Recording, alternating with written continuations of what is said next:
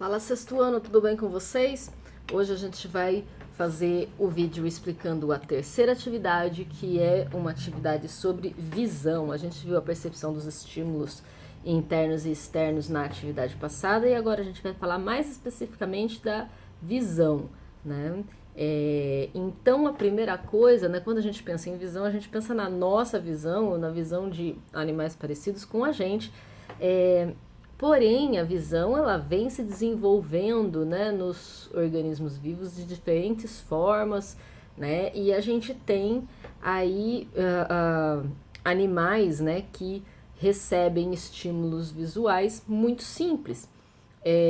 Por exemplo, né, os únicos grupos de animais que não têm percepção de estímulos visuais, de luz, né, são as esponjas e o grupo das anêmonas e águas-vivas. Fora isso, né, todos os grupos têm percepção de estímulos visuais, começando pelos animais que são, a gente chama eles de vermes achatados. A gente tem aqui um exemplozinho da planária, que é um verme achatado do mesmo grupo da solitária, né? Aquele verme que fica no nosso intestino se comer carne contaminada, carne de boi e porco.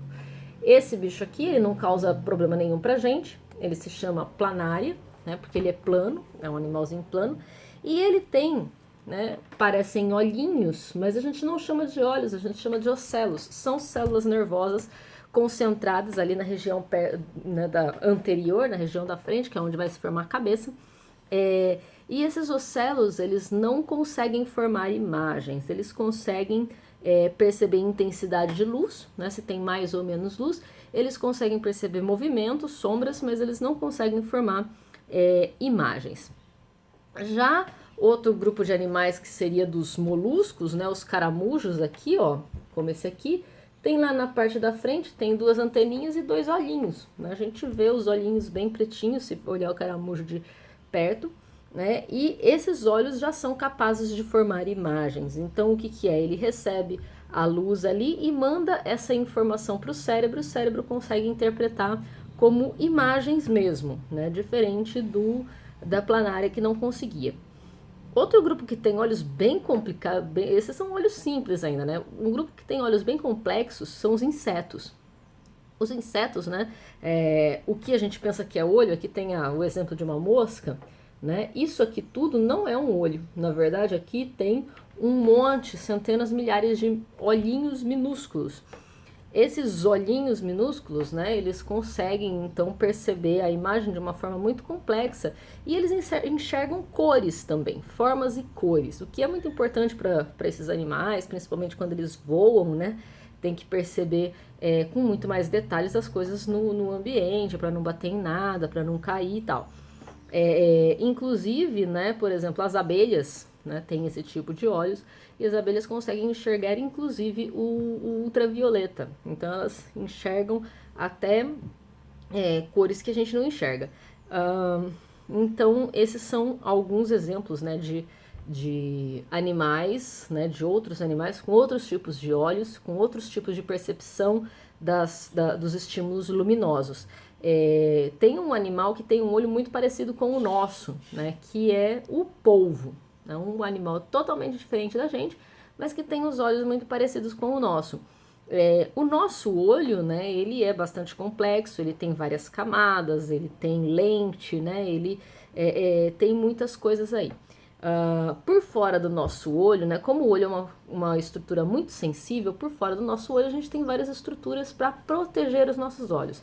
Então a gente chama, né, no técnico, a gente chama sobrancelha de supercílios, né, que os pelos já ajudam a não chegar, né, o que vem daqui, né, ajuda a não chegar sujeira nos olhos. Os cílios, né, que também ajudam a filtrar essas sujeiras. A pálpebra, né, ela fica abrindo e fechando, tanto para impedir também que chegue sujeira ou algum objeto maior que possa entrar, que possa machucar. E os canais lacrimais. Todo mamífero tem lágrima, tá? Não é só porque eles não choram, ou seja, eles não produzem uma quantidade grande de lágrima com certa quantidade de emoção, né? Mas ainda assim eles têm lágrimas. A lágrima, na verdade, a função dela é lubrificar os olhos têm que estar sempre úmidos. Então, se você fica, né, se você chegar bem pertinho do espelho, fizer assim e olhar com atenção bem pertinho, vai ver o buraquinho do canal lacrimal ali, que fica bem no cantinho, né? Aqui tem o desenho, ele fica nesse cantinho aqui, de cá do lado de baixo. A lágrima sai por ali em pequenas quantidades e aí a pálpebra também tem a função de espalhar, por isso que a gente está sempre piscando. Quem já tentou fazer quem fica mais tempo com o olho aberto, né, viu que chega um momento em que começa a arder.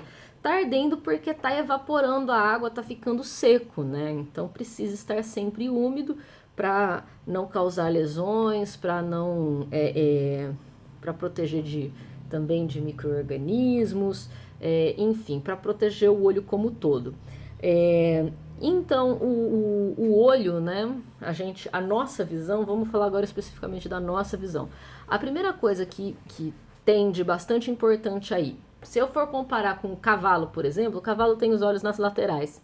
Então, ele junta o que ele está vendo dessa região com o que ele está vendo dessa região aqui, né? E aí o cérebro dele junta e faz uma imagem só.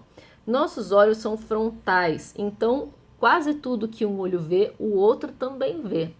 Só que se vocês fizerem essa brincadeirinha, com a cabeça bem parada, vocês vão ver que parece que a imagem muda de lugar, parece, né?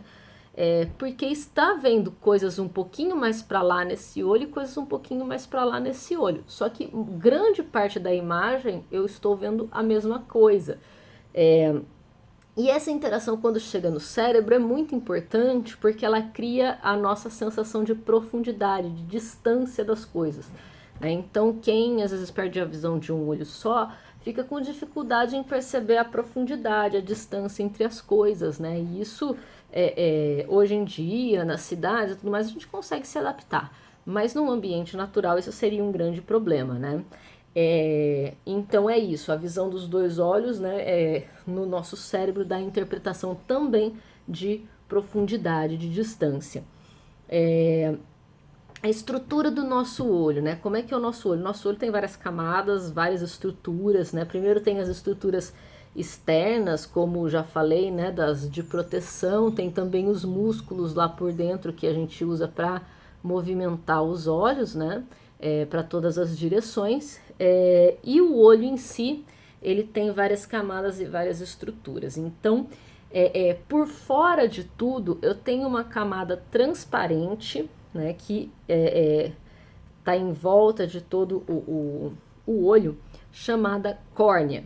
A córnea, ela é totalmente transparente e ela já funciona, né, como uma pequena proteção, mas principalmente aqui na frente, né, já funciona como uma lente para ajudar a levar a imagem até o fundo do nosso olho.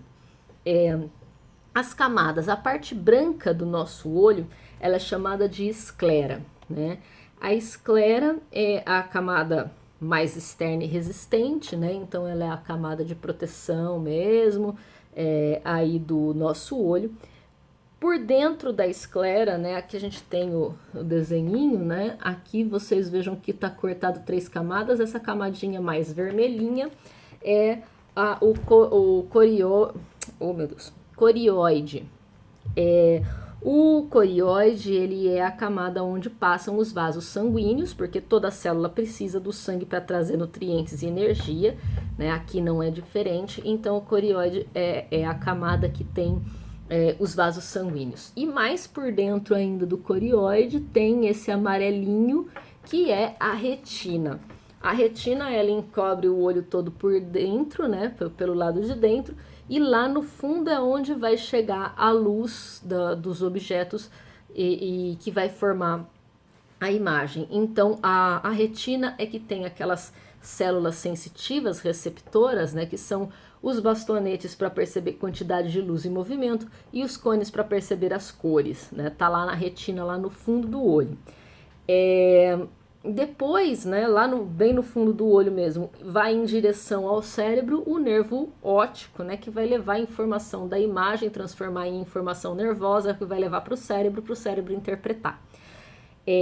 Voltando aqui na frente, né, eu falei das 3 camadas, voltando aqui na frente, a gente tem o que a gente mais percebe nos olhos da pessoa, que é o colorido, né, que na verdade é um único pigmento que tem aqui. Se tem pouquinho pigmento é olho azul, se tem bastante pigmento é olho castanho, e vai tendo as graduações, né? Um azul mais escuro, um castanho claro, castanho normal, castanho quase preto, né? E tem um pigmento diferente que é quem tem olhos verdes, aí esse é outro pigmento.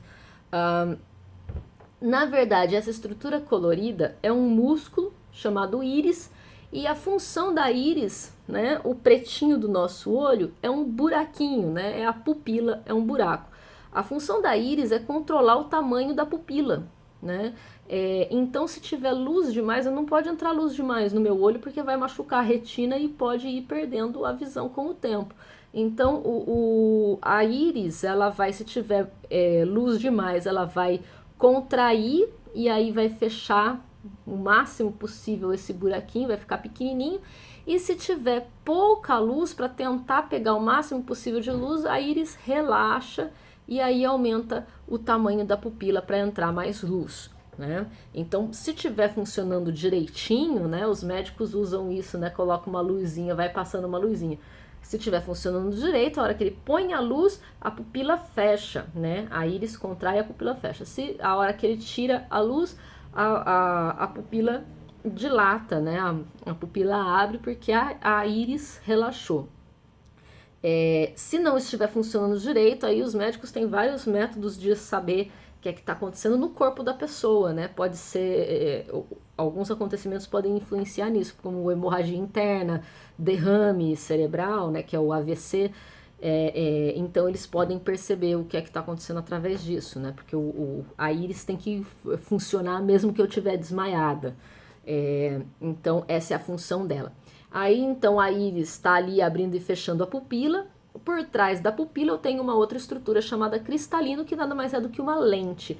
Essa lente ela é levemente elástica.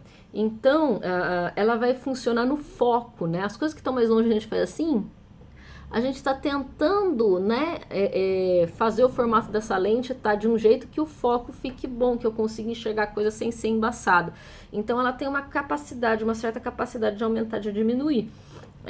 Para regular o foco, né? Então ela é uma lente flexível. Dentro do nosso olho tem um líquido chamado humor vítreo, que é para manter o meio ali líquido, e essas são as estruturas do nosso olho. A gente fala um pouco de problemas de visão que nós temos aqui, por exemplo, uma visão normal, olha só, é este aqui, é este aqui. O que acontece? A luz bate na pessoa e vai vir e entrar na nossa pupila. Vai entrar na nossa pupila e o que vai acontecer? Como o canal é pequenininho, a luz vai sofrer uma curvatura. A gente vai ver isso depois nas propriedades da luz. Vai sofrer uma curvatura e o cristalino, que é esse meio transparentinho que está aqui, ele vai fazer essa curvatura, né? E aí os raios vão se cruzar lá dentro. E quando chega na retina lá atrás, a imagem forma, porque o raio cruzou, a imagem forma de ponta cabeça, né? E quem que corrige, então, né? Por que vocês não estão me vendo de ponta cabeça? Porque o cérebro vai corrigir essa imagem, né? A hora que for pelo nervo óptico lá para o cérebro vai interpretar e corrigir. Então é assim que se forma a imagem. Só que o que acontece, né? Vamos dizer aí os problemas oculares mais comuns.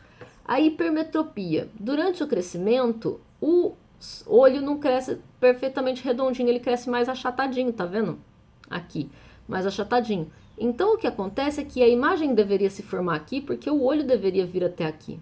Como o olho não vem até aqui, a imagem vai bater aqui na retina, vai ficar embaçada, fora de foco, né? Que nem aparelho de fotografia, máquina fotográfica ou aparelho de projetor, né? Quando você não regula direito a lente lá da frente, fica embaçado, né? Então essas pessoas elas conseguem enxergar muito bem de longe, mas de perto embaça tudo. O contrário, né, que é o meu caso, eu estou sem óculos agora porque eu estou vendo tudo de perto, porque a miopia não enxerga bem de perto, mas não enxerga embaçado de longe. Por quê? No crescimento também, o olho, ao invés de crescer redondinho, ele cresceu muito largo lá para trás. Olha que ovo, né? Então, o olho que devia ter crescido só até aqui, onde está mostrando aonde que seria a formação da imagem, ele cresceu mais para trás. Aí, então, a imagem que deveria formar aqui vai chegar aqui na retina, também fora de foco, embaçada. Então, essas pessoas não enxergam bem de longe. E o astigmatismo, que acontece quando tem alguns probleminhas na córnea, né? Algumas ondulações que não deveria ter na córnea, né?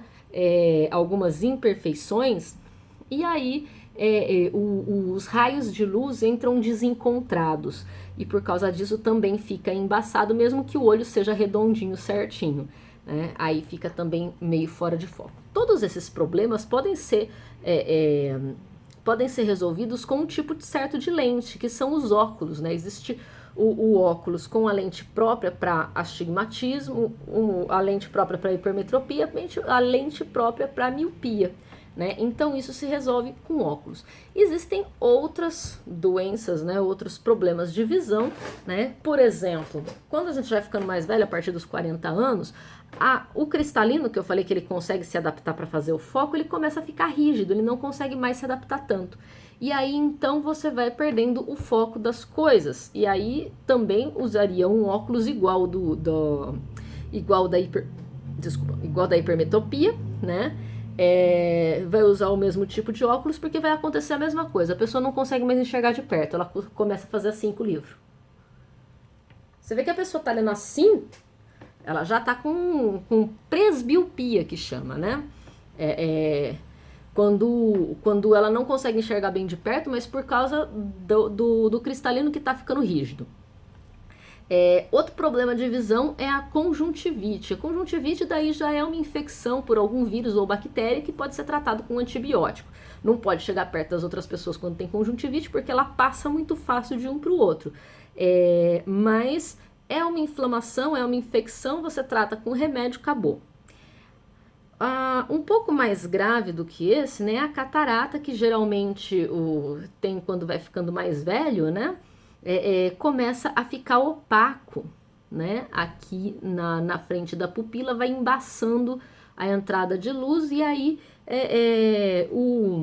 a visão fica embaçada, fica opaca. Então tem que fazer uma pequena cirurgiazinha para tirar essa parte que está opaca, né.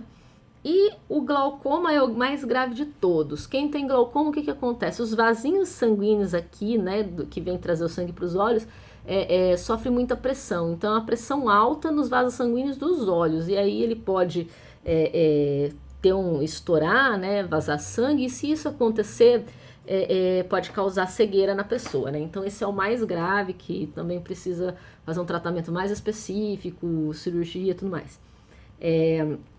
Então, é isso sobre visão, sobre os problemas da visão, né, a estrutura do nosso olho. E depois disso, nós temos aí 8 exercíciozinhos para vocês resolverem baseado nesse texto aí, beleza? Então, na semana que vem eu faço a correção e passo para vocês. Até lá!